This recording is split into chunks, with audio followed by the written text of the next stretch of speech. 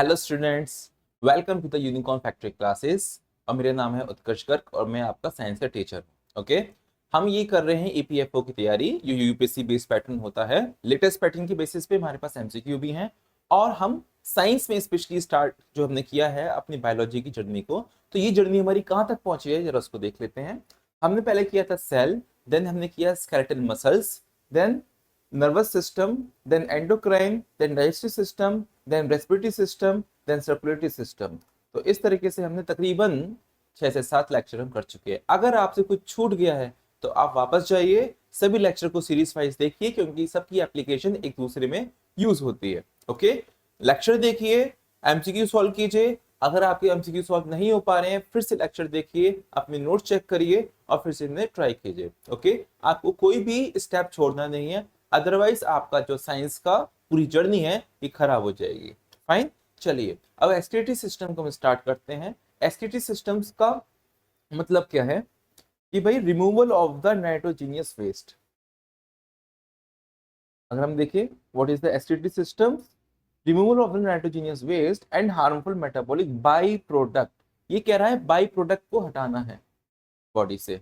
तो जो by product क्या होते हैं, जो भी हम रेस्पिरेशन किया है, जो भी स्केलेटल मसल्स ने एक्शन ली है, उसमें कुछ ना कुछ बाई प्रोडक्ट निकलता रहता है। ग्लूकोज को तोड़ के ग्लाइकोलाइसिस को करके कुछ बाई प्रोडक्ट निकलता रहेगा, जिसमें CO2 भी होता है, जिसमें क्रेटिन भी होता है, जिसमें जो है यूरिया भी होता है, यूरिक एसिड भी होता है, अमोनिया भी होता है। तो ये जो तरह तरह के एलिमेंट आपने सुने, ये सब बाई प्रोडक्ट है। हार्मफुल, हार्मफुल क्यों?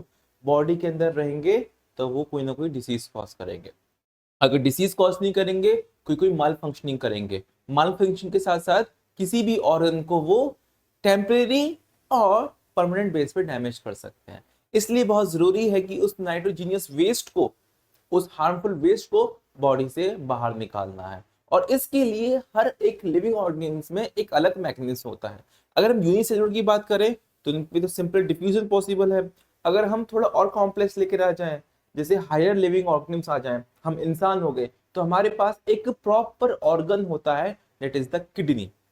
तो डिफ्यूजन से लेकर अमीबा में, डिफ्यूजन से लेकर एक किडनी तक का जो सफर है, एक बहुत लंबी चेन है इवोल्यूशन की, जो कई सालों में जाके कंप्लीट हुई है। तो नेचर ने एक एक डिग्री करते करते करते करते किडनी को बनाया है। ओके, तो और चीज चेक कर लेते हैं क्या क्या है इसमें।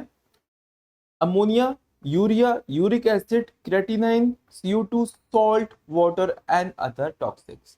तो CO2 भी आपके लिए टॉक्सिक तो है ही है, ये एसिडिक मीडियम को ज्यादा बना देता है, जिसकी वजह से ब्लड में इश्यू हो सकते हैं। अभी क्रेटिनाइन क्या होता है? क्रेटिनाइन, जब भी हम मसल्स में कोई भी एक्शन करते हैं तो उससे एक रिएक्शन रिलीज होती है और एक केमिकल के तौर पे क्रेटिनाइन बाई प्रोडक्ट आता है। ये क्रेटिनाइन को निकालना बहुत जरूरी है। एक वर्ड जो सुनते हो गया क्रेटिनिन। क्रेटिनिन जो होता है वो जिम वाले जो बॉडी बिल्डर होते हैं वो उसको लेते रहते हैं। वो फास्ट एंड शॉर्टेस्ट रिकवरी के लिए होता है, मसल्स के लिए, जो बाइसेप ट्राइसेप्स में हेल्प करता है। तो वो चीज अलग है, यहाँ पे ये चीज अलग है। ये क्रेटिनाइन है, वो क्रेटिन है। Creatine help to develop the body, creatinine can damage the body. तो जो किडनी है ये आपका एक्सक्रीशन भी करता है, सिक्रीशन भी करता है। एक्सक्रीशन जिस हार्मफुल सब्सटेंस को बाहर निकालना है बॉडी से, सिक्रीशन जो हेल्पफुल सब्सटेंस होते हैं बॉडी के अंदर ही उसको रिलीज करना होता है। तो देख लेते हैं, डिस्पोजल ऑफ अनवांटेड और हार्मफुल प्रोडक्ट्स। जो अनवांटेड और हार्मफुल प्रोडक्ट्स हैं आपको वो बॉडी से बाहर निकालने हैं। फिर सिक्रीशन, सिक्रीशन क्या होता है? Release of useful product.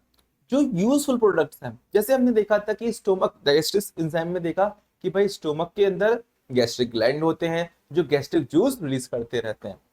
Muscles के अंदर, अगर हम स्केलेटल मसल्स चैप्टर में जाएं तो हमने देखा कि भाई मसल्स के अंदर भी एंडोप्लाज्मिक रेटिकुलम होते हैं, सार्कोप्लाज्मिक रेटिकुलम, जो कैल्शियम रिलीज करते रहते हैं। ओके, इसी तरीके से किडनी भी फंक्शन करता है सिक्रीशन का। ओके, सिक्रीशन किस चीज का?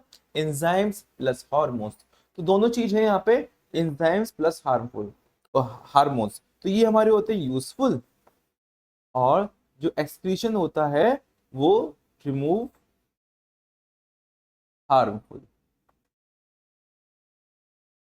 ओके, यहां तक समझ आ गया आपको? एक्सक्रीटी का सिस्टम्स क्या है, इसकी डेफिनेशन क्या है, ये एक्सक्रीशन और सिक्रीशन में क्या डिफरेंस है, ये समझ में आ गया आपको। अब देखते हैं की फंक्शंस क्या है एक्सक्रीशन के। की फंक्शन से मतलब है कि प्राइमरी फंक्शंस क्या है, प्राइमरी फंक्शन। तो maintain chemical composition of the blood, blood के अंदर अगर ज्यादा यूरिया आ गया है, यूरिक आ गया है, अमोनिया आ गया है, तो उसको एलिमिनेट कर देना है, जिसकी वजह से केमिकल कंपोजिशन खराब नहीं होना चाहिए, होम्योस्टैटिस खराब नहीं होना चाहिए, है ना। तो होम्योस्टैटिस, तो remove toxic waste to ensure the homeostasis. Homeostasis मतलब होता है, होम्यो मींस आपका वो घर, बॉडी, और स्टैटिस मींस सारे फंक्शनिंग। तो ये खराब नहीं होना चाहिए, लाइफ सस्टेन रहनी चाहिए। मेंटेन पीएच बैलेंस, जो ब्लड का पीएच होता है हल्का सा एसिडिक होता है 6.7 के आसपास, लेकिन ज्यादा एसिडिक नहीं होना चाहिए। ज्यादा एसिडिक हो जाएगा तो एंजाइम वर्क नहीं करेंगे, हार्मोन्स वर्क नहीं करेंगे, और जो बॉडी में रिसेप्टर्स होते हैं, जैसे नर्वस सिस्टम पढ़ा था, नर्वस सिस्टम में रिसेप्टर्स पढ़े थे हमने, तो नर्वस सिस्टम में जो रिसेप्टर्स है वो सही से वर्क नहीं करेंगे। जो न्यूरॉन्स है, न्यूरॉन्स के अंदर जो न्यूरो ट्रांसमीटर होते हैं वो सही से फंक्शन नहीं करेंगे, तो ज्यादा एसिडिक मीडियम नहीं होना चाहिए। और क्या रेगुलेट करता है, osmotic pressure and water balance, body के अंदर ऑस्मोटिक प्रेशर बना रहना चाहिए। अब ऑस्मोसिस क्या होता है, ये ऑस्मोटिक प्रेशर क्या है, तो सेल चैप्टर में जाना पड़ेगा आपको, मैं यहाँ पे डिस्कस नहीं करूंगा। वाटर बैलेंस रहना चाहिए, बॉडी ज्यादा वाटर रिलीज ना करे। किडनी, जो हम हमारा यूरिन निकलता है उसमें बहुत सारा वाटर होता है, लेकिन आपको पता है कि बहुत ही ज्यादा कंसंट्रेटेड वे में होता है, आप मुश्किल से बहुत ही कम यूरिन प्रोड्यूस करते हैं एक दिन में, लेकिन जो फिल्ट्रेशन होती है वो बहुत सारे वाटर की होती है। तो इतने सारे वाटर को कंसंट्रेट करके आपने उसमें यूरिया निकाल लिया, एक तरह से फिल्टर आउट कर दिया। तो जो एक्सक्रीटरी का फंक्शन है वो फिल्ट्रेशन का ही होता है। Okay, filtration, reabsorption and concentration, ये सब इसकी आती है। First of all filtration, then reabsorption, then concentration. तो एक्सक्रीटरी सिस्टम को हम 3 वर्ड में डिफाइन कर सकते हैं कि भाई पहले तो फिल्ट्रेशन होगा ब्लड का, फिर जो भी फिल्टर हो गया है अगर उसमें से कुछ यूजफुल चीज है तो उसको रीअब्सॉर्ब कर लो, रीअब्सॉर्ब आपने कर लिया, पानी रीअब्सॉर्ब कर लिया, कैल्शियम रीअब्सॉर्ब कर लिया, मिनरल्स रीअब्सॉर्ब कर लिए, तो इतनी सारी चीजें जो रीअब्सॉर्ब हो जाती हैं, उसके बाद थोड़ा सा जो यूरिन बचता है उसे पानी रीअब्सॉर्ब करना है, उसमें जब पानी रीअब्सॉर्ब कर लेंगे तो बच जाएगा हमारे पास कंसंट्रेटेड यूरिन, जो येलो येलो कलर का पीला पीला सा पदार्थ होता है जो आप एक्सक्रीट कर देते हैं। ओके, तो ये फंक्शन हो गए। अब जरा एक नजर डाल लेते हैं हम डायग्राम पे, आप देख सकते हैं दिस इज द किडनी, दो तरफ है, एक एक तरफ ये, दूसरी तरफ ये, तो ये यूरेथर है, यहां से जो भी यूरिन आएगा इसके थ्रू, यूरेथर की थ्रू ब्लैडर की तरफ आ जाएगा, ये ब्लैडर है। ओके, और यूरेथ्रा है यहाँ पे, जिसके थ्रू यूरिन प्लस जो ड्यूरिंग द इंटरकोर्स सीमन निकलता है, स्पर्म निकलता है, वो भी यहीं से रिलीज होता है। तो this is the common pathway, हम कहेंगे भाई ये कॉमन पाथवे है, राइट। तो ये पूरा आपका किडनी का स्ट्रक्चर था एक इंट्रोडक्शन के बेसिस पे। अब हम देखते हैं कि इसका और रोल्स क्या है, हमने आपको सिर्फ की फंक्शन बताए, है ना। अब इसको और डिटेल में देखना शुरू करते हैं। एक्सक्रीटरी ऑर्गन्स इन वर्टिब्रेट, तो वर्टिब्रेट कौन होते हैं, अगेन आपको जाना पड़ेगा स्केलेटल्स एंड मसल सिस्टम लेक्चर में कि वर्टिब्रेट्स क्या होते हैं, जिनकी रीढ़ की हड्डी होती है, जिनके पास वर्टिब्रेट नाम की बोन्स होती हैं जो बैक साइड में पूरी आती हैं, उन्हें वर्टिब्रेट कहते हैं, जैसे मैं और आप। तो हमारे जो वर्टिब्रेट है उसमें जैसे वर्टिब्रेट हो जाएगी, इसके बीच में जो है स्पाइनल कॉर्ड आता है, फाइन। अब वर्टिब्रेट में सिर्फ क्या किडनी ही एक्सक्रीटरी सिस्टम है, ये और भी चीजें हैं। तो वर्टिब्रेट तो बहुत पहले से स्टार्ट हो जाते हैं, जो 5 क्लासेस हैं उनमें भी आ जाते हैं, जैसे मछली हो गई, फिश हो गई, देन एम्फीबियंस हो गए, देन रेप्टाइल्स हो गए, एव्स हो गए एंड द मैमल्स। तो ये 5 क्लासेस आती हैं, ये सब वर्टिब्रेट में आती हैं, राइट। तो वर्टिब्रेट में क्या क्या ऑर्गन्स होते हैं, एक्सक्रीटरी ऑर्गन्स जो हो सकते हैं वो आपके 4 से 5 है। पहला है लंग्स, हाँ जी, लंग्स भी एक्सक्रीट करता है, क्या एक्सक्रीट करता है? CO2 और वाटर वेपर्स थ्रू रेस्पिरेशन। अब रेस्पिरेशन क्या है? हमने रेस्पिरेटरी सिस्टम में पढ़ा था कि एरोबिक रेस्पिरेशन क्या होता है, एनएरोबिक रेस्पिरेशन क्या होता है, ब्रीथिंग क्या होती है, ठीक है। तो उसमें हमने देखा कि भाई जब ग्लाइकोलाइसिस होगा माइटोकॉन्ड्रिया में, जब इलेक्ट्रॉन ट्रांसपोर्ट सिस्टम चलेगा तो CO2 रिलीज होती है। CO2 रिलीज हो जाएगी तो कहाँ जाएगी? ब्लड में जाएगी, ऐसा हाइड्रोकार्बोनिक एसिड के तौर पे। फिर वो लंग्स की तरफ आएगा, लंग्स से वहां से CO2 वापस डिसोसिएट होकर एयर के थ्रू निकल जाएगी, एक्सहेल के थ्रू निकल जाएगी। तो CO2 and the water vapour ये दोनों एक्सक्रीट होते हैं हमारे लंग्स से। किडनी की बात करें, अभी आपको बताया मैंने, फिल्टर करता है नाइट्रोजीनियस वेस्ट। तो फिल्ट्रेशन हो गया। फिर किस किस चीज का? Urea, uric acid, creatinine, salt and the water. हालांकि बहुत हद तक सॉल्ट और वाटर तो रीअब्सॉर्ब हो जाते हैं, ठीक है, लेकिन ये नाइट्रोजीनियस वेस्ट को ज्यादा रीअब्सॉर्ब नहीं करना। अब आता है स्किन। स्किन भी एक्सक्रीटरी सिस्टम की तरह फंक्शन करता है। कैसे? Sweat glands. तो स्किन के ऊपर स्वेट ग्लैंड्स होते हैं जो वाटर, सॉल्ट, यूरिया इन सबको एक्सक्रीट करते हैं ताकि हमारा बॉडी का टेम्परेचर रेगुलेट हो सके और होम्योस्टेटिस हमारा मेंटेन हो सके। अगेन होम्योस्टेसिस, ये वर्ड मैं बार बार बोल रहा हूँ क्योंकि ये बहुत ही कॉमन वर्ड है। ओके, अब आता है लिवर। लिवर क्या करता है? तो देख लीजिए, liver liver detoxify the blood and metabolise the alcohol and the drugs and excrete the bile pigment. तो लिवर का काम क्या हो गया? जो भी ब्लड में टॉक्सिक है उसको डिटॉक्सिफाई करना है, राइट। देन क्या कहते हैं, मेटाबोलाइज करना है अल्कोहल को। जितनी भी आप शराब पीते हैं या फिर ड्रग्स लेते हैं, ड्रग्स सिर्फ उसकी बेसिस में नहीं आता जो नशेड़ी होते हैं। देखो हम जब बीमार पड़ते हैं हम दवाई लेते हैं, उसमें भी अल्कोहल, ड्रग्स ये सब आती है, खांसी की दवाई हो गई, तो वो भी तो टूटेंगे ना, है ना। आप ड्रग्स को, अल्कोहल को सिर्फ और सिर्फ नेगेटिव एस्पेक्ट में ना लें, एक पॉजिटिव एस्पेक्ट में भी लें कि भाई जो डॉक्टर देता है वो ड्रग्स और अल्कोहल का सब्स्टिट्यूट तो ये है। तो उसमें भी मेटाबोलाइज मीन्स ब्रेक डाउन करना, break down, metabolise the alcohol and the drugs, excrete the bile pigment. इसी बाइल पिगमेंट को स्टोर कौन करता है? Gall bladder. और ये क्या रिलीज करता है? Bile juice. ये हमने किसमें पढ़ा था? डाइजेस्टिव सिस्टम के लेक्चर में हमने देखा था। ओके, तो ये कम से कम लंग्स, 1, 2 किडनी, 3 स्किन और 4 लिवर, ये हम बात करते हैं वर्टिब्रेट में। फाइन। अगर वर्टिब्रेट में हमारे पास मछली है तो उनके पास क्या हो जाएगा? गिल्स हो जाएंगी, लंग्स की जगह गिल्स हो जाएंगी। क्योंकि हम ये जनरली हम साइंस जो देखते हैं इंसानों के रेस्पेक्ट में देखते हैं। हम जो भी चीज करते हैं सेंटर में इंसान होता है, बाकी सब में दूसरे लिविंग ऑर्गन्स होते हैं। हम डिसास्टर उसे नहीं कहते हैं जहां पे पेड़ पौधे और जानवर मर जाएं, डिसास्टर उसे कहते हैं जहां पे इंसान मरते हैं। अगर सिर्फ पेड़ पौधे और जानवर मरे तो उसको हम नेचुरल फिनोमेना बोल देते हैं, लेकिन जब इंसान मरते हैं तो हम कहते हैं नेचुरल डिसास्टर आ गया। क्यों? क्योंकि इतने सारे लोग मरे, इतने सारे पैसे का नुकसान हुआ, इतना सारा इंफ्रास्ट्रक्चर हमारा डिस्ट्रॉय हो गया, राइट। तो ये 4 चीज हो गई, किडनी, लंग्स और gills, liver and the skin. Fine, मैं स्लाइड चेंज कर रहा हूं, आप देख लीजिए फिर। अब आता है टाइप्स ऑफ नाइट्रोजीनियस एक्सक्रीशन, कि कितनी तरह के जो है एक्सक्रीशन होते हैं। तो 3 तरह के होते हैं। ये किस बेसिस पर है? ये बेसिस है कि पानी के साथ कितनी सॉल्युबिलिटी है, कितना पानी चाहिए इनको बॉडी से बाहर निकालने के लिए। अगर आप पानी नहीं पीते हैं तो आपका जो टॉयलेट है वो येलो या फिर पेल येलो टाइप का होना शुरू हो जाएगा। तो आपकी बॉडी को ये पता चल जाता है कि भाई इसके पास पानी नहीं है, this person is not much hydrated, so reabsorb the more water from the collecting duct. Collecting duct का किडनीज है, ओके, ताकि आपके अंदर पानी की कमी ना हो।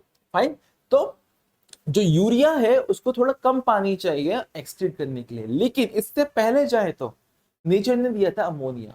अमोनिया को ज्यादा पानी चाहिए एक्सक्रीट करने के लिए। जैसे मछलियां, जो मछलियां होती हैं उनको ज्यादा पानी चाहिए एक्सक्रीशन के लिए, तो पानी की तो वहां पे कोई कमी नहीं है। तो ammonia need more water, urea need less water and uric need even the more least water, सबसे कम। तो जैसे छिपकली हो गई या फिर सांप हो गए, रेप्टाइल्स हो गए, इनको इतना पानी नहीं चाहिए। तो इनकी जो पॉटी होती है या फिर इनकी जो यूरिया होता है बहुत पैलेट फॉर्म में आती है, ठीक है। पैलेट का मतलब होता है छोटी छोटी गोली टाइप का सा हो जाता है इनका, तो थोड़ी सूखी हुई होती है। तो इनका जो हम देखेंगे इसमें यूरिकोटैलिक कौन से होते हैं, जो यूरिक एसिड प्रोड्यूस करते हैं। यूरिक एसिड जो प्रोड्यूस करते हैं वो लेस टॉक्सिक वे में होता है, पेस्ट या पैलेट फॉर्म में होता है। ये सबसे ज्यादा पानी बचाते हैं। एग्जांपल क्या है, चिड़िया, रेप्टाइल्स, इंसेक्ट्स, लैंड स्नेल। तो optimal for the water conservation in the dry environment. तो ड्राई इन्वायरमेंट में ये सबसे ज्यादा हेल्प करते हैं। इससे ऊपर चलेंगे तो यूरोकोटैलिक जो यूरिया प्रोड्यूस करते हैं, यूरिया प्रोड्यूस करेंगे तो लेस टॉक्सिक है, मॉडरेट वाटर रिक्वायरमेंट है, जैसे हम लोग को पानी बहुत कम चाहिए एक्सक्रीशन के लिए, राइट। मैमल्स हैं, एम्फीबियंस हैं, शार्क हैं, तो बैलेंस अप्रोच रहता है फॉर द टेरेस्ट्रियल लाइफ। तो टेरेस्ट्रियल लाइफ के लिए, क्योंकि अधिकांश यूरिकोटैलिक टेरेस्ट्रियल पे होते हैं, ठीक है। और जो यूरिकोटैलिक होते हैं, यूरिकोटैलिक वाले ज्यादातर ये सूखे खश एरिया में, डेजर्ट में, या आपके घर में जहाँ पे जो है रिमोट एरिया होता है वहां पाते हैं ये। फिर आता है अमोनिया, तो इसको कहते हैं अमोनोटैलिक। अमोनोटैलिक क्या रिलीज करता है, अमोनिया हाईली टॉक्सिक है, पानी बहुत ज्यादा चाहिए। Example protozoa, sponge, annelids, fresh water fishes, amphibians, tadpoles. तो नीड अबंडेंट वाटर, बहुत ज्यादा पानी चाहिए ताकि इसको हम एक्सक्रीट कर सके। तो ये था 3 types of the nitrogenous excretion. एक बार डायग्राम देख लेते हैं इसका। तो अमीनो एसिड है और नाइट्रोजीनियस बेसिस है, फाइन। दोनों टूटेंगे, बनाएंगे अमाइन ग्रुप, क्योंकि यही होते हैं जो नाइट्रोजीनियस वेस्ट को बनाने में हेल्प करते हैं। अब आएगा कि भाई अमोनिया रिलीजिंग एनिमल्स, अमोनोटैलिक। तो फिश आप देख लोगे, need the more water. Aquatic plant है, एक्वेटिक एनिमल्स होंगे तो उनको ज्यादा पानी चाहिए ताकि ये इजीली अमोनिया को रिलीज कर सके। अच्छा, सेकंड थिंग, ऐसा हो क्यों रहा है, अमोनिया से यूरिया, यूरिया से यूरिक, जब ये कन्वर्ट तो अब इसमें आएगा अमोनिया, ठीक है। तो हम अमोनिया को देखते हैं। तो अमोनिया कौन रिलीज कर रहा है, फिश। जो एक्वेटिक एनिमल्स हैं वो रिलीज कर रही हैं अमोनिया, तो फिश हो गई ज्यादातर। तो फिश हो गई, एम्फीबियंस हो गई, जिनके पास पानी है, जिनके पास ज्यादा पानी होगा वह रिलीज कर पाएंगे, क्योंकि अमोनिया को ज्यादा पानी चाहिए। फिर आता है हमारे पास दैट यूरिया, यूरिया को इससे कम पानी चाहिए।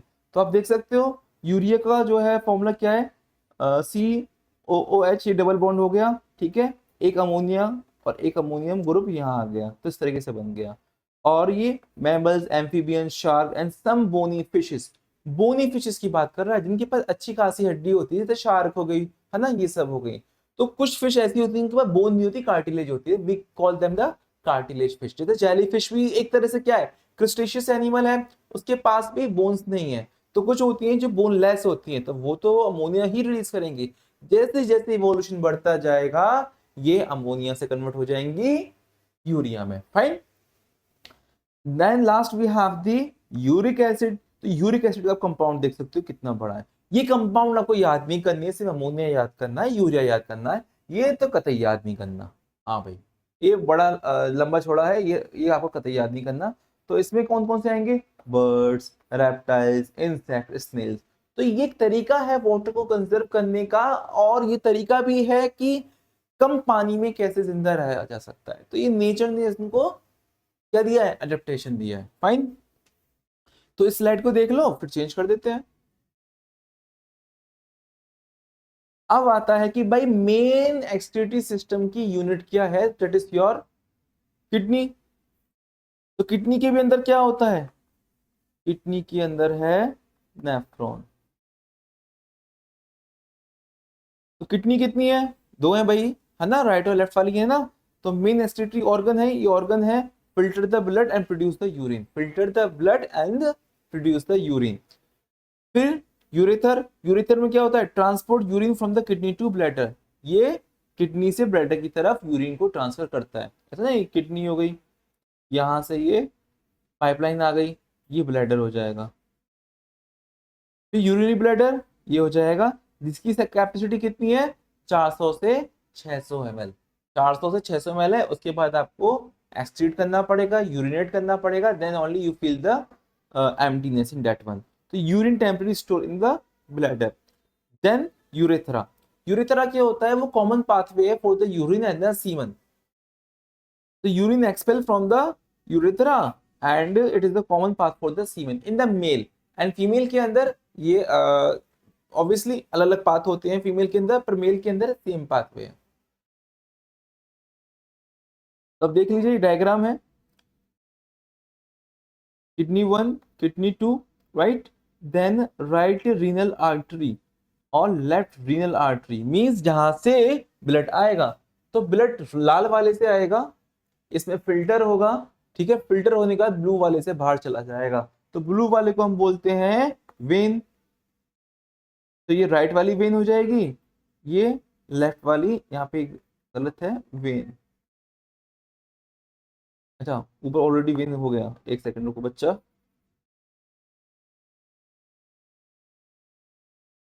हाँ जी, तो ये आर्टरी हो गई, ये आर्टरी हो गई, ये वेन हो गई, ये वेन हो गई. तो आर्टरी से ब्लड आएगा और वेन से ब्लड चला जाएगा. ये राइट किडनी, ये लेफ्ट किडनी, ठीक है. ये यूरेथर हो गया, ये ब्लैडर हो गया और ये यूरेथ्रा हो गया. फाइन. यहां से यूरिन प्लस सीमन, दोनों के पाथवे सेम है लेकिन टाइमिंग अलग अलग रहती है और इसमें पूरा हार्मोनल इश्यू रहता है, ठीक है. जब सेक्सुअल अराउजल नहीं होगा तो क्या होगा, यूरिन पाथवे ओपन रहेगा, और जब सेक्सुअल अराउजल होता है तो पोस्टेड ग्लैंड वगैरह इसको कंट्रोल करती हैं. स्लाइड देख लीजिए, फिर चेंज करते हैं. अब आता है किडनी का स्ट्रक्चर एंड एनाटॉमी. तो पहले हम देखते हैं इसकी लोकेशन. लोकेशन कहाँ है, पोजीशन कहाँ है, रेट्रोपेरिटोनियल. रेट्रोपेरिटोनियल का मतलब होता है जो ये एब्डोमिनल है ना, इसके अंदर एक कैविटी होती है जो एक लेयर के अंदर रहती है ना, जिसकी वजह से ऊपर का जो पार्ट है, नीचे का जो पार्ट है, ये वाला लंग्स वाला पार्ट ऊपर, ये सेपरेट होता है. स्टोमक, किडनी, पैंक्रियास, लिवर, ये एक पाउच के अंदर रहते हैं और ऊपर आपका हार्ट और लंग्स आ जाते हैं. तो इस पूरे पाउच को जो इसको सेपरेट करता है कैविटी को, उसे कहते हैं हम रेट्रोपेरिटोनियल. रेट्रोपेरिटोनियल. तो ये इधर side of the column, vertebral column right and the left present होती है. डायमेंशन क्या है, 10 से 12 सेंटीमीटर इंटू 5 से 7 सेंटीमीटर इंटू 2/3. तो length into height into breadth. Weight कितना है, मुश्किल से 120 से 170 ग्राम है वेट, ठीक है. और ब्लड सप्लाई आर्टरी, कौन सी आर्टरी, रीनल आर्टरी. ओके, नाम रखे गए ना इनके. तो जो आर्टरी ब्लड लेकर आएगी उसका नाम है रीनल आर्टरी, क्योंकि वो किडनी की तरफ लेकर आ रही है. Supply blood to the kidney.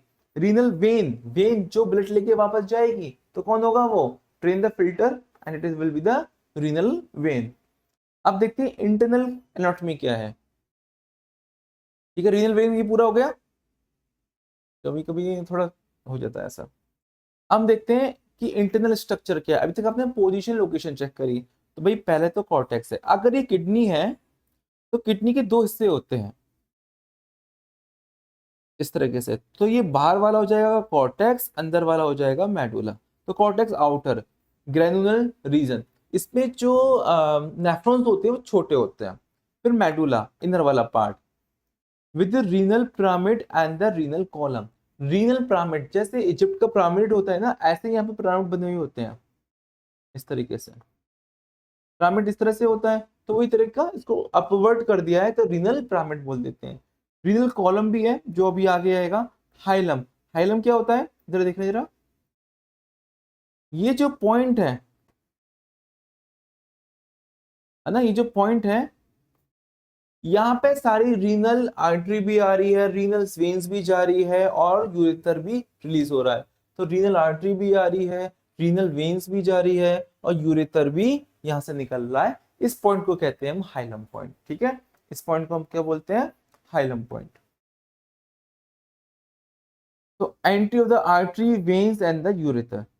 Renal pelvic, renal pelvic क्या होता है, funnel shape structure leading to the ureter. तो यूरेथर की तरफ जो फनल शेप होती है, जैसे यहाँ पे आप देखेंगे,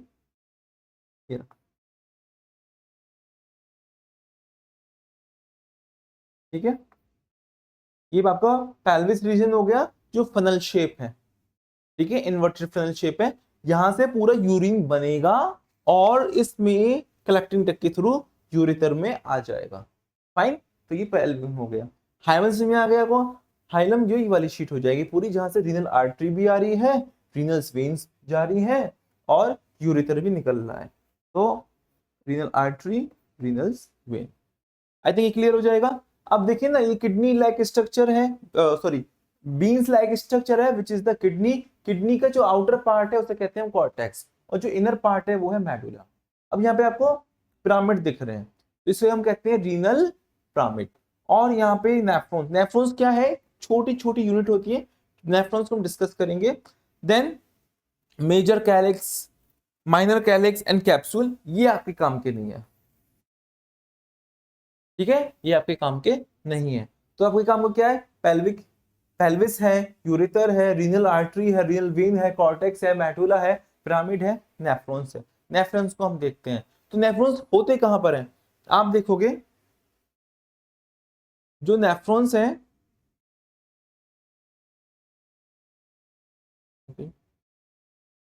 जो नेफ्रॉन्स हैं वो यहाँ पे प्रेजेंट है, ये वाले, ये रहे। और नेफ्रॉन्स इसके अंदर भी होते हैं, ये तो कॉर्टेक्स हो गया, ये मेडुला यहाँ वाले। तो दो तरह के नेफ्रॉन्स होते हैं, नेफ्रॉन नंबर 1, नेफ्रॉन नंबर 2, और nephron type number 1, nephron type number 2। Nephron 1 छोटे होते हैं और नेफ्रॉन 2 थोड़े लॉन्ग और मोर फंक्शनल होते हैं, राइट। तो स्लाइड को देख लीजिए, फिर चेंज करते हैं। अब मतलब नेफ्रॉन्स क्या होते हैं, जिसने हमको बोला कि भाई नेफ्रॉन तो डिस्कस करेंगे, नेफ्रॉन तो सबसे इंपॉर्टेंट है। Nephron is the functional unit of the kidney, kidney की जो फंक्शनल यूनिट है वो नेफ्रॉन है। जैसे हमारे बॉडी का फंक्शन क्या है, unit, it is the cell. Respiratory का क्या है, एल्वियोलाई, ओके। और आपके जो मसल्स हैं उनका क्या है, सैक्रोलीमा, ठीक है। इस तरीके से यूनिट होती हैं। तो आप सारे चैप्टर में देखोगे फंडामेंटल यूनिट हर ऑर्गन की अलग अलग है। अगर हम बात करें लिवर्स की, क्या है लिवर, तो उसमें हिपैटोसिस्ट सेल्स होते हैं। पैंक्रियास की बात करें तो आइसलेट्स लैंगबर्ट या फिर अकीनी नाम के सेल्स होते हैं। तो ये सारे fundamental unit of the organs होते हैं। इसको देख लेते हैं। तकरीबन 1 मिलियन नेफ्रॉन्स हैं। कितने हैं, 1 मिलियन नेफ्रॉन्स, जो माइक्रोस्कोपिक स्ट्रक्चर और फंक्शन यूनिट है। माइक्रोस्कोपिक बहुत छोटे हैं, किडनी तो ऑलरेडी छोटी, उससे छोटे छोटे ये हो गए, जिसका काम क्या है, filtration and forming the urine. तो मैं यहाँ पे ना एक चीज ऐड करना चाहता हूँ, फिल्ट्रेशन तो है ही है, इसमें कोई बात नहीं है, रीएब्जॉर्प्शन भी आप लिखें, और इसके साथ साथ आप लिखें कंसंट्रेशन। कंसंट्रेशन किस चीज का, यूरिन का, है ना। तो forming the urine, forming of urine का मतलब है कंसंट्रेशन ऑफ द यूरिन। तो कंसंट्रेशन में क्या करते हैं, पानी निकाल देते हैं, बाकी बचे छोड़ देते हैं। तो अब आता है रीनल कैप कॉर्पल्स। रीनल कॉर्पस क्या होते हैं, glomerulus and women capsule known as the filtration site, जिसे हम मेल्फिजियंस बॉडी भी बोलते हैं, ठीक है। आपको दिख रहा है ना, ग्लोमेरुलस एंड वुमेन कैप्सूल। तो ग्लोमेरुलस क्या होता है, कहते हैं कैप्सूल टाइप का होता है, और ग्लोमेरुलस जहां से आर्टरी आ रही है और यहाँ से वेन जा रही है, छोटी छोटी कैपिलरी होती है, कैपिलरी है, ओके। तो ये आर्टरी ब्लड लेकर आएंगी, फिल्टर हो जाएगा यहाँ से, ये चीज इसमें से फिल्टर हो जाएगी, डिफरेंट डिफरेंट कलर लेने से ये फायदा रहता है, आपको डिमार्केशन करना आसान हो जाता है। ये फिल्ट्रेशन हो जाएगा, बाकी जो फिल्टर्ड ब्लड है वो चला जाएगा। यहाँ पानी है, यूरिया है, नाइट्रोजीनियस सब्सटेंस है, कैल्शियम है, कभी कभी ग्लूकोज आ जाता है जिसमें डायबिटीज के केस में आ जाता है। यहाँ पे सारे एलिमेंट आ जाएंगे, और इसी के नीचे जो ट्यूब्यूल स्टार्ट होती है उनको रीएब्सॉर्ब करना शुरू कर देती है, वो आगे का पार्ट है। तो फिर हमारे पास प्रोक्सिमल कॉन्वोल्यूटेड ट्यूब्यूल पीसीटी, जो पहली आती है पीसीटी, ओके। मैं पहले आपको नेफ्रॉन का पूरा स्ट्रक्चर दिखा देता हूँ कैसे होता है। देखो, ये रहा नेफ्रॉन, यहां से आ रहा है आर्टरी वाला ब्लड और यहां से जा रहा है वेन वाला ब्लड, ओके। कलर चेंज कर लेते हैं, आर्टरी वाला ब्लड यहां से आ रहा है और वेन वाला ब्लड यहां से जा रहा है। ये है वोमेन कैप्सूल या फिर वोमेन फिल्ट्रेशन। यहाँ से चीजें फिल्टर होंगी, यहाँ से चीजें फिल्टर हो जाएंगी, और ये इस तरीके से यहाँ से फिल्टर हो गई ना। अब ये यहाँ से घूमता हुआ यूरिन आ जाएगा। तो ये जो पॉइंट है इसे कहते हैं हम पीसीटी। पीसीटी, ये सारे ट्यूब्यूल्स पीसीटी हैं। फिर ये आप देख रहे हैं ना, ये नीचे की तरफ आ रहा है, तो इसे कहते हैं हेलन लूप। Helen loop. ये फिर इस तरफ आया, पूरा आप देख लीजिए। हेलन लूप कहाँ से कहाँ मूव कर रही है, हेलन लूप ये मूव कर रही। और जी लो, ये यूरिन आ रहा है, यूरिन आ रहा है, यूरिन आ रहा है, यूरिन आ रहा है, यूरिन आ रहा है। ठीक है, दिख रहा है ना ये मेरा पॉइंटर, ये आया। ठीक है, ये ऐसे आया, और यहाँ से ये कलेक्टिंग डक्ट आ गया। तो इससे पहले ये भी ट्यूब्यूल आ रहा है एक, इसे हम कहते हैं डीसीटी। और फिर ये कलेक्टिंग डक्ट। तो इस तरीके से यूरिन का, नेफ्रॉन का पूरा स्ट्रक्चर होता है, यूरिन इस तरह से ट्रेवल करता है। तो मैंने आपको ये बता दिया कि पीसीटी हो जाएगा, ये रीअब्सॉर्ब करता है क्या, glucose, amino acid, salt, water, तो रीअब्सॉर्प्शन का काम तेज से हो जाएगा। फिर लूप, कौन सा लूप, हेलन का लूप आ जाएगा। Descending limbs and ascending limbs. Descending वाला प्रियम्बल होता प्रियम सॉरी परमीबल होता है वाटर का, और NaCl रीअब्सॉर्ब करता है। NaCl मींस सॉल्ट, यहाँ पर रीअब्सॉर्ब होता है, तो यहाँ से वाटर एब्सॉर्ब हो जाएगा, water absorb. DCT, distal convoluted tubules, selective reabsorption and secretion, यहाँ पे सिक्रीशन का भी काम होता है। फिर बाद में है कलेक्टिंग डक्ट। कलेक्टिंग डक्ट क्या बनाएगा, यूरिन को कलेक्ट करेगा, है ना। मैं साइड हो जाता हूँ। और drain to the renal pelvis.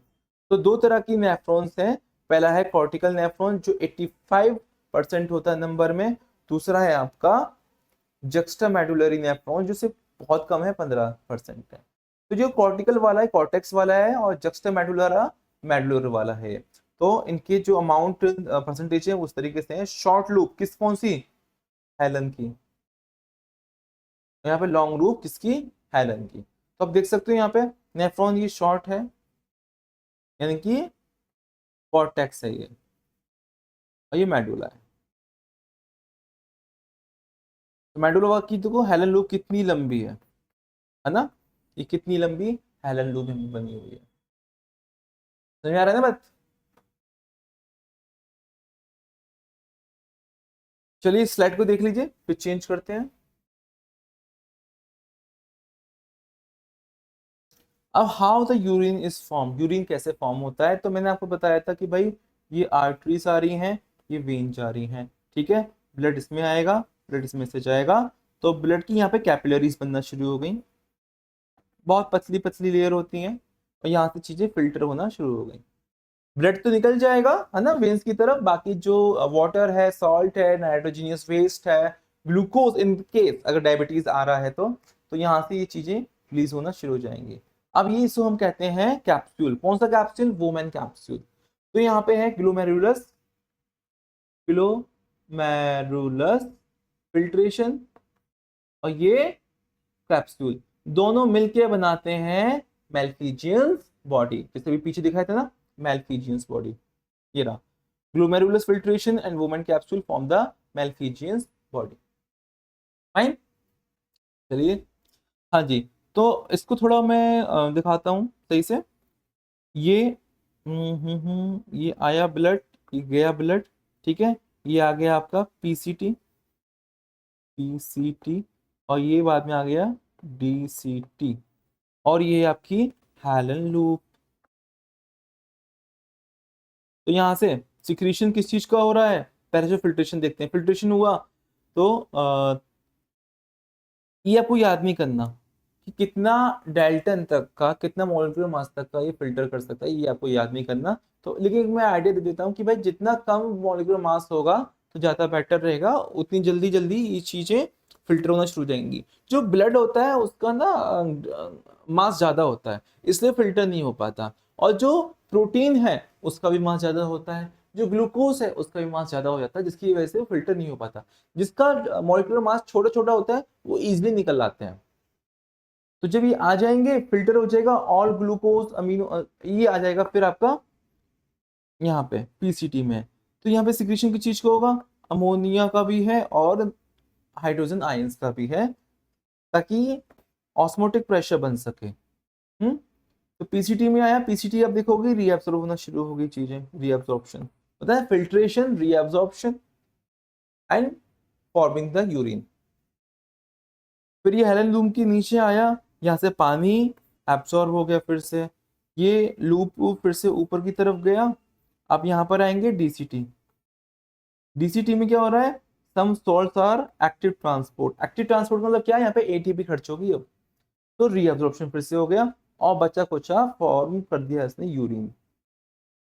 Urine यहाँ से बन गया कलेक्टिंग डक्ट में यूरिन, फाइनली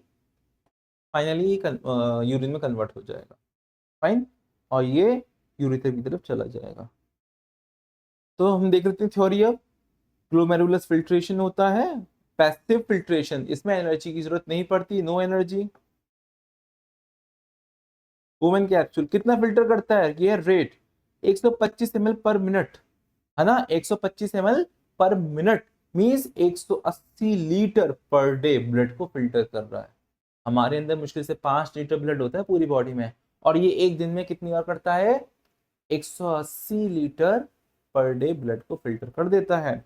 फिर ट्यूबुलर रीअब्जॉर्प्शन मींस पीसीटी, हेलन एंड डीसीटी, इन सब के ये एब्जॉर्ब हो जाते हैं। ये एब्जॉर्प्शन कैसे, एक्टिव से है सिलेक्टिव, यानी कि एटीपी खर्च होगी, glucose amino acid salt and water back into the blood, blood के अंदर वापस चला जाएगा। ये 180 लीटर को फिल्टर आउट कर रहा है, तो फिर इतना हम अगर रोज निकालना शुरू करें, सोचो हम कितने ब्लड की जरूरत पड़ेगी, कितना पानी की जरूरत पड़ेगी, इसलिए ये चीजों को रीअब्सॉर्ब करी जाती है।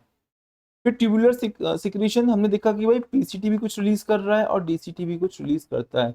तो हाइड्रोजन आयन, पोटेशियम आयन या अमोनियम आयन, क्रेटिनिन, इनका सिक्रीशन करता है। Drugs actively secreted into tubules, ताकि प्रेशर मेंटेन हो सके। प्रेशर क्या होता है, अब आपको सेल चैप्टर पढ़ना पड़ेगा। हाइपोटोनिक, हाइपरटोनिक, आइसोटोनिक ऑस्मोसिस के टाइप्स होते हैं, फाइन। फिर counter current mechanism, loop of the Helen and Vasa रेक्टा create the osmotic gradient. वासा रेक्टा क्या होता है, ये जो ब्लड वेसल्स आ रही हैं ये यहाँ जाती हैं, है ना, ये जो ब्लड वेसल्स आ रही हैं ये यहाँ जाके इसके अपोजिट में फिर से ट्रेवल करना शुरू करती हैं, इसे कहते हैं वासा रेक्टा। तो 180 लीटर में से ये मुश्किल से सिर्फ 1 या 1.5 लीटर ही यूरिन बनाता है, पानी के थ्रू बॉडी से निकल जाता है। तो कितना ज्यादा रीअब्सॉर्प्शन है ना, सिर्फ 1% ही, लेस देन 1% ये, हम कहें लेस देन 1% ये बस एक्सक्रीट करता है, बाकी चीजों को 99% चीजों को रीअब्सॉर्ब करता है। कितना बढ़िया मैकेनिज्म है हमारी बॉडी का। स्लाइड देख लीजिए, फिर चेंज करते हैं। अब नॉर्मल यूरिन प्रॉपर्टीज हम देखते हैं, क्या क्या है भाई, 1.5 लीटर की तकरीबन वॉल्यूम निकलेगा, है ना। नॉर्मल रेंज क्या है, 800 से 800 ml से 2 लीटर पर डे का। यूरिन का कंपोजिशन क्या है, 96 तक तो पानी ही होता है इसमें। यूरिया कितना है, 2.5% है, सॉल्ट 2% है, क्रेटिनाइन 0.3% है, यूरिक एसिड टॉक्सिक बहुत कम अमाउंट में होता है। पीएच लेवल क्या है, 6 है। ब्लड का कितना होता है, 6 पॉइंट समथिंग होता है, इसका 6 है। स्लाइटली एसिडिक है, नॉर्मल रेंज 5.5 से 7 तक जाती है। 180 थ्रेशोल्ड, ग्लूकोज थ्रेशोल्ड मींस सिर्फ इतना ही, 180 मिलीग्राम पर डेसीलीटर ही, इतना ही ग्लूकोज निकल सकता है। ज्यादा ग्लूकोज निकल रहा है इसका मतलब किडनी फेलियर है या फिर डायबिटीज के इश्यूज है। कलर कैसे निकलता है यूरिन का, पेल येलो है, किसकी वजह से, यूरोबिलिन, यूरोबिलिन पिगमेंट। मैंने आपको बताया था कि डाइजेस्टिव सिस्टम में कि हमारे पास बिलीरुबिन, बिलीवर्डिन इस टाइप के पिगमेंट निकलते हैं जो ड्यूओडेनम में डाल दिए जाते हैं ताकि वो इमल्सिफिकेशन में हेल्प कर सके। यही पिगमेंट होते हैं जो फीकल मैटर को येलो टाइप का बनाते हैं और यूरिन को भी येलो कलर प्रोवाइड करते हैं।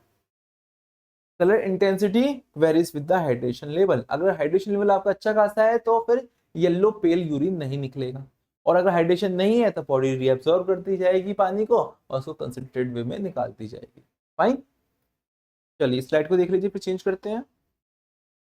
अब आता है हार्मोनल रेगुलेशन फंक्शन, कि आपके जो हार्मोन्स होते हैं वो किस तरह से रेगुलेट करते हैं। तो अगर ADH है, एंटी डाययूरेटिक हार्मोन्स, ये हमने पढ़ा था किसमें, सर्कुलेटरी सिस्टम में भी पढ़ा था हमने, है ना। ये हमने रेस्पिरेटरी सिस्टम में भी पढ़ा था, जो हार्ट के आसपास का या लंग्स के आसपास रिलीज होता है। तो ये वैसोप्रेसिन का होता है। ये क्या करता है, increase the water reabsorption in collecting duct and concentrate the urine, urine formation में ये हेल्प करता है। फिर है atrial natriuretic factor, decrease the sodium reabsorption and lower the blood pressure. तो अगर नमक हम ज्यादा खाएंगे तो ब्लड प्रेशर ज्यादा हो जाता है ना, क्यों, क्योंकि नमक में क्या होता है, NaCl, NaCl ज्यादा होगा तो ब्लड प्रेशर ज्यादा हो जाएगा, ब्लड प्रेशर ज्यादा हो जाएगा तो यूरिन ज्यादा निकलेगा, पानी सही से रीअब्सॉर्ब नहीं हो पाएगा, इसलिए ANF रिलीज होता है, जिसकी वजह से सोडियम का जो आयंस है ये बॉडी में रीअब्सॉर्ब नहीं हो पाता और टॉयलेट के थ्रू निकल जाता है और हमारे यूरिन को कंसंट्रेट करने में हेल्प करता है। Less amount of the sodium, less amount of the urea. जैसे जैसे ये आपका सोडियम का आयंस बढ़ता जाएगा, यूरिया में वाटर का कंसंट्रेशन भी बढ़ता जाएगा। तो जितना ये कम रहेगा उतना बेटर है, ज्यादा कम नहीं होना चाहिए, अदरवाइज जो दूसरे सेल्स के फंक्शंस हैं वो भी खराब हो जाएंगे। हमने सोडियम पोटेशियम पंप पढ़ा था ना एक्टिव ट्रांसपोर्ट में, और फैसिलिटी ट्रांसपोर्ट में पढ़ा था, तो ये खराब कर देगा फिर। और हम देख लेते हैं एल्डोस्टेरोन, एक हार्मोन्स होता है जो मेल्स के अंदर होता है, increase the sodium reabsorption and potassium secretion DCT and collecting duct. तो जो PCT में ये रीअब्जॉर्प्शन कम कर देता है, DCT में ये बढ़ा देता है, जिसकी वजह से सोडियम आयंस वहां से रिलीज होके आपके दूसरे सेल के पार्ट्स में चले जाते हैं। इस तरीके से बहुत ही बैलेंस वे में ये चल पाता है। फाइन, अब आता है रेनिन एंजियोटेंसिन सिस्टम। ये increase the blood pressure, regulate the GFR through the juxtaglomerulus apparatus, juxtaglomerular apparatus, जो हमने ये मेडुला में पढ़ा था। तो अगर फिल्ट्रेशन रेट इंक्रीज करना है तो ऑब्वियसली ब्लड प्रेशर ज्यादा करना पड़ेगा, ब्लड प्रेशर ज्यादा होगा तभी ब्लड जल्दी से फिल्टर हो पाएगा। तो चीजें बैलेंस वे में चलती है, कहीं चीज बढ़ रही है कहीं चीज घट रही है, इस तरीके से हमारी बॉडी का होम्योस्टैटिस मेंटेन रहता है। और क्या क्या रिलीज करता है किडनी, वो देख लेते हैं। हाँ जी, तो hormones produce by the kidney, first we have the erythropoietin. Erythropoietin किस चीज में हेल्प करता है, RBC के प्रोडक्शन में हेल्प करता है। तो ये कहाँ जाएगा, रेड बोन मैरो की तरफ पहुंचेगा ये, है ना। फिर ये कैल्सिट्रियोल विटामिन D3 को रिलीज करता है, enhance the calcium absorption. Calcium absorption तेज होगा तो क्या होगा, बॉडी में जो किडनी है उस तरफ स्टोन्स नहीं बनेंगे, जो गॉल ब्लैडर है उस तरफ स्टोन्स नहीं बनेंगे, और ये हड्डियों की तरफ कैल्शियम को लेके जाएगा। फाइन, फिर है रेनिन। रेनिन क्या करता है, regulate the blood pressure, blood pressure को रेगुलेट करने का काम करता है on the basis of the feedback, positive and the negative feedback. Okay, तो इस स्लाइड को देख लीजिए, चेंज करते हैं। अब आता है कॉमन डिसऑर्डर। चलिए डिसऑर्डर की बात करते हैं हम, कौन कौन से डिसऑर्डर हैं। पहला डिसऑर्डर है यूरेमिया। यूरेमिया, तो इसी के नाम में इसका पूरा का पूरा मीनिंग है the accumulation of the urea in the blood due to the kidney failure. Kidney failure की वजह से यूरिया बॉडी के अंदर ज्यादा एस्टैब्लिश होना शुरू हो जाता है, एक्यूमुलेट होना शुरू हो जाता है, जिसकी वजह से इरिटेशन शुरू हो जाएगी, एसिडिक मीडियम बढ़ जाएगा। फाइन, दूसरा है renal calculi means kidney stone. तो कैल्शियम ऑक्सलेट या फिर फॉस्फेट स्टोन की वजह से होता है।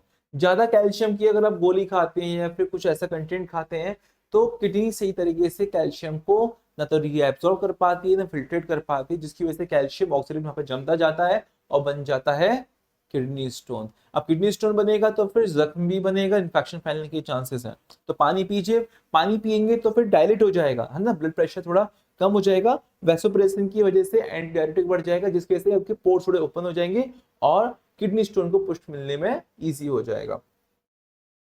ग्लोमेरुलोनेफ्रिटिस, तो inflammation of the glomeruli affecting filtration, जो ग्लोमेरुलस फिल्ट्रेशन था उसमें इरिटेशन होना शुरू हो जाती है, वो सही से वर्क करते नहीं है। फाइन। फिर आता है एल्ब्यूमिन्यूरिया। एल्ब्यूम एल्ब्यूमिन का मतलब क्या होता है? प्रोटीन। अब यहां से सारी बात पता चल गई है आपको कि भाई अगर प्रोटीन होगा यूरिन में तो प्रॉब्लम हो जाएगी। The presence of the protein in the urine क्या बताता है कि भाई किडनी सही से काम नहीं कर रही है। जो 40 किलो डेल्टन का जो मास वो फिल्टर कर पा रही थी, अब ये उससे ऊपर भी कर पा रही है, तो ग्लोमेरुलस की जो फिल्ट्रेट है वो खराब हो गए हैं, उनमें थोड़ा फोर्स बढ़ गए हैं। फिर आता है हीमाटूरिया। Haema means blood. जब यूरिन के अंदर ब्लड आना शुरू हो जाता है तो ये वाला डिसऑर्डर होता है हीमाटूरिया। अब है पॉलीयूरिया। पॉली मीन्स ज्यादा, पॉली मीन्स ज्यादा और एक्सेस, ज्यादा यूरिया निकल रहा है, इसका मतलब पानी की भी कमी हो जाएगी, पानी भी निकल जाएगा, पानी के साथ साथ जो कैल्शियम है, आयन है, पोटेशियम है, सोडियम से, ये भी निकलना शुरू हो जाएंगे, तो फिर से प्रॉब्लम हो जाएगी, है ना। ये कब होता है? डायबिटीज के केस में। ऐसे व्यक्ति की इम्यूनिटी कम होती जाती है और वो उसकी थकान बढ़ती जाती है ना, और जख्म जो होते हैं वो जल्दी भर नहीं पाते हैं। फिर आता है ओलिगुरिया या एनुरिया, मींस रिड्यूस और the absent urine output indicating kidney failure, कि यूरिन ही नहीं निकल रहा है, पानी पानी निकले जा रहा है, यूरिन को फिल्टर ही नहीं कर पा रहा है, तो ये एक प्रॉब्लम हो जाती है। अब आती है डायबिटीज मेलिटस, जो ऑलरेडी डिस्कस कर चुके हैं। इंसुलिन डेफिशिएंसी की वजह से ग्लाइको मतलब होता है ग्लूकोज, ग्लूकोज आ रहा है आपकी यूरिन में, अगेन बॉडी को वीक करता जाएगा। फिर आता है डायबिटीज इंसिपिडस, जो एंटी डायबिटिक डिफिशियंसी होती है, तो वैसोप्रिन का काम करता था एडीएच, अब क्या है उसका अपोजिट वर्क करेगा और ज्यादा से ज्यादा यूरिन निकलना शुरू हो जाएगा। फाइन। गाउट। गाउट क्या होता है? जो यूरिक एसिड होता है वो हमारे जॉइंट्स में जमा होने लगता है, एक्यूमुलेट होने लगता है, यूरिक एसिड एक्यूमुलेट और कॉज करता है पेन। कहाँ पे? घुटनों में या फिर जॉइंट्स में कहीं पेन हो, इसे कहते हैं गाउट। फाइन। एक डायग्राम है उसे देख लेते हैं। देखिए ना, यहाँ पे आपका यूरिया इकट्ठा होना शुरू हो जाएगा, तो ये थोड़ा इरिटेशन शुरू हो जाती है इसमें, है ना, कॉर्टेक्स में। पिट्यूटरी जो होती है वो एडीएच या वैसोप्रिन रिलीज करती है, जिसकी वजह से जो है यूरिन निकलना शुरू हो जाता है। तो एड्रिनल ग्लैंड होता है, ये हमने एंडोक्राइन ग्लैंड के उसमें पढ़ा था, एंडोक्राइन सिस्टम में, है ना। और चलिए स्लाइड को देख लीजिए, चेंज करते हैं। अब ट्रीटमेंट क्या है, हम ट्रीटमेंट देख लेते हैं। तो पहला है होम्योडायलिसिस। होम्योडायलिसिस क्या होता है? ये एक व्यक्ति है जिसकी किडनी खराब हो गई है और अब डॉक्टर के पास लेके जाना पड़ेगा, हर एक हफ्ते में 3 दफा लेके जाना पड़ेगा। इसके ब्लड को बाहर निकालेंगे इस तरह से, और यहाँ पे एक होगा सॉल्यूशन, है ना, सेमी मेम्ब्रेन बीच में होती है, एसपीएम। एसपीएम क्या होता है? हम ये पुरानी क्लासेस में देख चुके हैं। तो एसपीएम होगा, दोनों का सॉल्यूशन सेम है, दोनों का सॉल्यूशन सेम है, बस यहाँ पे माइनस यूरिया कर दीजिए। एक सेकेंड, कनेक्शन कट गया है, फिर से बना लेंगे कनेक्शन। लो जी, आ गया। हाँ जी। तो यहाँ पे यूरिया माइनस है जो हमने आर्टिफिशियली रखा है, और ब्लड के अंदर यूरिया है। अच्छा, यहाँ ब्लड भी नहीं है, माइनस ब्लड, तो क्या होगा? High concentration to low concentration चला जाएगा चीजें, है ना। अब ब्लड नहीं जाएगा क्योंकि जो ब्लड का मास है वो 40 किलो डेल्टन से ऊपर है, और एसपीएम जो बनाई गई है वो किडनी के हिसाब से बनाई गई है ताकि ब्लड वेसल्स नहीं जानी चाहिए। तो अगर बाकी सब चीज सेम है ना, तो और चीज का तो कुछ भी ट्रांसपोर्ट नहीं होगा। हमने आइसोटोनिक सॉल्यूशन पढ़ा था ऑस्मोटिक प्रेशर में, तो वो हो जाएगा, सेल चैप्टर अगेन कंसेप्ट लगेगा। तो सिर्फ यहाँ से यहाँ क्या जाएगा, यूरिया जाएगा, और हमें यहाँ पे जो ब्लड मिलेगा वो यूरिया फ्री ब्लड होगा। यहाँ पे जो गया था वो था urea surplus, surplus blood. Urea इसमें ज्यादा गया था, फिर सॉल्यूशन गया, बीच में एसपीएम थी, एसपीएम में क्या था, सॉरी यहाँ पे जो डायलिसिस हम कर रहे हैं उसमें सॉल्यूशन सेम है दोनों का, बस यहाँ ब्लड यूरिया ज्यादा है, वहां ब्लड यूरिया नहीं है, तो ब्लड ट्रांसपोर्ट नहीं होगा क्योंकि एसपीएम है, बस यूरिया चला जाएगा और साफ ब्लड वापस आएगा और व्यक्ति के आर्टरीज में डाल दिया जाएगा। ठीक है, तो ये था आपको होम्योडायलिसिस। तो होम्योडायलिसिस क्या होता है, एक्सटर्नल मशीन होती है जिसके पास एसपीएम प्रेजेंट होता है, एसपीएम। ठीक है, जो फिल्टर करेगा, remove the waste from the blood. Typically 3 से 5 3 टाइप लगता है पर वीक, और 3 से 4 घंटे लगते हैं पर सेशन, तो एक सेशन में कम से कम 3 से 4 घंटे लग सकते हैं। या तब किडनी ट्रांसप्लांट कर दें, है ना, परमानेंट सॉल्यूशन है जो थोड़ा मुश्किल है। एक होता है पेरिटोनियल डायलिसिस। पेरिटोनियल डायलिसिस क्या होता है, मैंने आपको बताया था स्टार्टिंग में, रेट्रोपेरिटोनियल कैविटी होती है जिसके अंदर किडनी प्रेजेंट होती है, तो उसमें हम फ्लूइड डालते हैं जिसकी वजह से वाटर रीअब्सॉर्ब हो जाता है, वापस हम इसको निकाल सकते हैं। यूजेस द पेरिटोनियम और द एब्डोमिनल लाइनिंग और द कैविटी, नेचुरल फिल्टर होता है वो। Dialysis fluid is introduce into abdomen to absorb the water. Okay, और क्या है, अगर आपको पहले ही चल जाए, early detection management of the kidney disorder crucial is very जरूरी है। और kidney function through the test, तो आप क्रिएटिनिन का टेस्ट करवा सकते हैं, जीएफआर का टेस्ट करवा सकते हैं, यूरिनालाइसिस करवा सकते हैं, जिससे आपको पहले ही पता चल जाएगा कि भाई कितना इशू हो रहा है आपकी किडनी में। ओके, तो यहाँ पे हमने इसको पूरा कंप्लीट कर लिया चैप्टर। ठीक है, तो थैंक यू। इस चैप्टर को कंप्लीट करने के लिए आपको पुराने चैप्टर भी देखने पड़ेंगे, पहले आप लेक्चर देखिए, फिर नोट्स चेक कीजिए, नोट्स आपको प्रोवाइड करे जाते हैं टेलीग्राम वगैरह पे। फिर एमसीक्यू लगाइए, ऐप पे चाहिए एमसीक्यू लगाइए, जिससे आपकी जो है अंडरस्टैंडिंग और भी अच्छी होती जाएगी। साइंस का पेपर इतना ज्यादा डिटेल में नहीं है, बहुत कंसाइज वे में है, तो बेटर है कि आप जो चीजों को ध्यान से पढ़ें, है ना। कुछ ही पेज होते हैं, 3 से 4 पेज होंगे आपके पर टॉपिक, उन्हें आराम से पढ़ें, उनमें एक आध पेज एक्स्ट्रा आप लगा लीजिए ताकि कुछ चीज आप ऐड कर सकें। फाइन, तो यूनिकॉर्न फैक्ट्री क्लासेस की तरफ से आपको ढेर सारी शुभकामनाएं, आपका एग्जाम अच्छा हो, आप जो सही से पढ़ाई कीजिए, पानी पीते रहिए, अपना ख्याल रखिए। अब सर्दियां आ रही हैं तो अपने आप को बचा के रखिए। ठीक है, चलो धन्यवाद।